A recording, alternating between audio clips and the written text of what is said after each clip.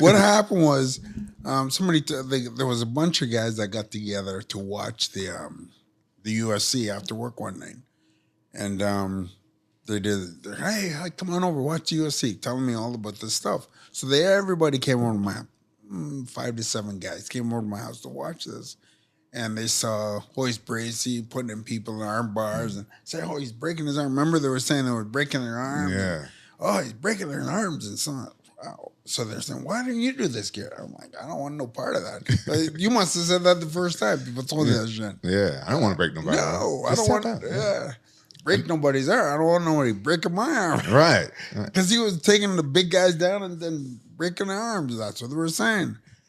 So by the time we finished watching that, there were, the flash show. Every now and then they talk about USC paraphernalia, want this, want that, a shirt, gloves.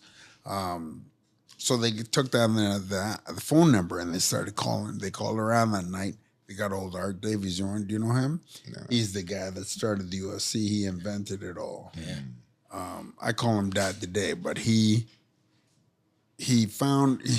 they gave me the phone when they got a hold of Art Davies. And he said, is this Gary Goodridge? I said, yeah. He said, I saw you arm wrestling a big behemoth,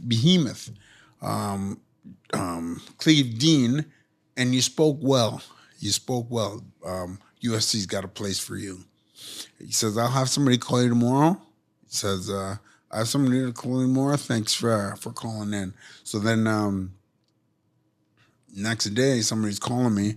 Tell me, hey, you're fighting in David and Goliath in San Juan, Puerto Rico. Are you still wanting to fight? I said, yeah, no problem. Then off I went, and a month and a day before. Was that your first fight? That was my first fight. Well, beside my sisters.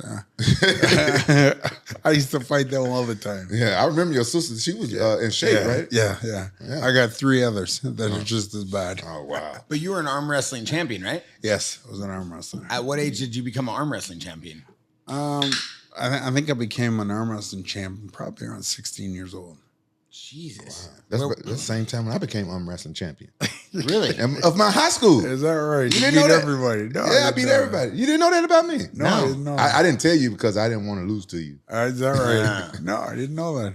He just arm wrestled Paulo Costa on the podcast Yeah, 2 days ago. Yeah, he beat me. Yeah. Costa beat you?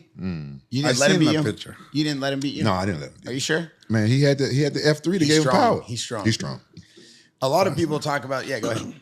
No, go ahead. Oh yeah, a lot of people talk about the Paul Herrera. I just want to stay on that for a second because this video is one of the most viral videos of all time. And me and Rampage were watching it. Everybody at the JAXXON House was watching it. I know Paul Herrera. I watched him train Jalin Turner before his big fight with Bobby Green. And I was talking to him about that. But then Tank Abbott, like Rampage said, came on the podcast and he said something about Paul Herrera had an amazing high crotch, had amazing wrestling, and that, someone was at a camp as well. There was some other information maybe that you were at a camp or you were training with him and then, someone had asked someone to show someone a move. Was there ever a moment where you trained with Paul Herrera before the fight? Never seen him before the fight. No, he said exactly the way where he saw it. See him walking. Interesting. Yeah, I didn't see him walking around anything.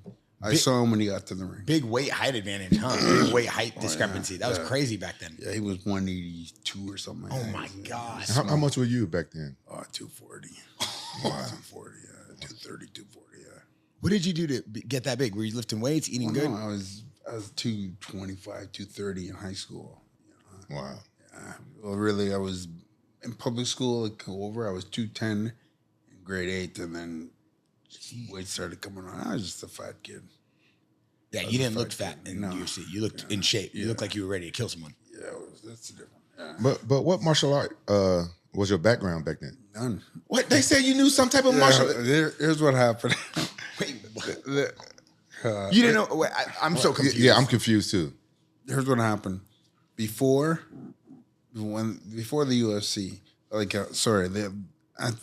we called UFC that night, he said, "Okay, you're in. We'll call you in the morning. You're in." So then I thought, like, what the hell am I going to train? So we found this guy, Fong Tran. He was in the room with us. He says, "Well, come to my dojo and we'll teach you how to fight." While Hoist Gracie's doing a lot of stuff on his back and stuff, we'll train that. So I did like 2 hours of that and then left, and that was it. Are you serious? Yeah, that's what I trained. Well, how nervous were you going to a fight with no rules that you never even trained for before? Well, at around that time that the UFC was showing on TV, there was a lot of tough man competition. So I wanted to fight in them. And then UFC popped up. So I was nervous. Yes, I was very nervous. But you see, the nerves make you faster. Yeah. And I needed that speed.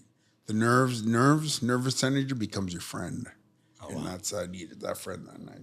Man, my mind is blown because back in those days, it was like the Wild Wild West when it comes to MMA, right? But I didn't know that he had never fought before or even trained. I had no idea. I was under the impression you were a black belt in karate, you had done multiple years of wrestling, and you were a boxer. Yeah, well, to get in the UFC back then, you had to say you were everything because everybody was everything. Yeah, everybody on the 5 degree this and 6 degree that, they were nothing. They were like me, nothing. They just went in and did the thing.